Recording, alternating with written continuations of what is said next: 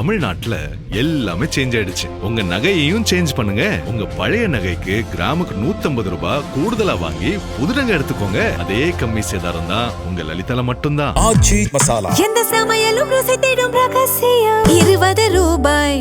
ஹாலிடேஸ்னாலே அது நம்ம ஜிடி ஹாலிடேஸ் தான். GT Holidays, South India's #1 travel brand.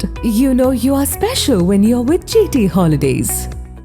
Vellore மாவட்டம் காட்பாடி காவல் நிலைய வளாகத்தில் 100க்கும் மேற்பட்ட இருசக்கர வாகனங்கள் தினசரி நிறுத்தி வைக்கப்பட்டுள்ளன. இதனால் அவசர அலுவல்களுக்காக காவல் நிலையத்திற்கு வரும் காவல்துறையினர் மற்றும் பொதுமக்கள் உள்ளே நுழைவதற்கும் வெளியே செல்வதற்கும் பெரும் சிரமத்திற்கு ஆளாகின்றனர். காவல் நிலைய வளாகமே முறையற்ற பார்க்கிங் இடமாக மாறியுள்ளது.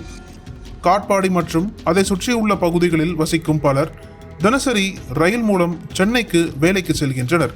இவர்கள் காட்பாடி ரயில் நிலையத்தில் உள்ள வாகன நிறுத்தம் பகுதியில் இருசக்கர வாகனங்களை நிறுத்தாமல் காவல் நிலைய வளாகத்திலேயே நிறுத்திவிட்டு செல்கின்றனர். இங்கு வாகனங்கள் நிறுத்தக்கூடாது என்ற பெயர் பலகை இருந்தும் அதை பொருட்படுத்தாமல் வாகனங்களை நிறுத்துகின்றனர். சிலர் காவல்துறையில் மேலதிகாரிகளுக்கு நாங்கள் உறவினர்கள் என்று கூறி காவலர்களின் எச்சரிக்கையை புறக்கணிப்பதாகவும் தெரிவிக்கப்படுகிறது. இந்த நிலை சில காவலர்களுக்கு மன உளைச்சலை ஏற்படுத்தியுள்ளது.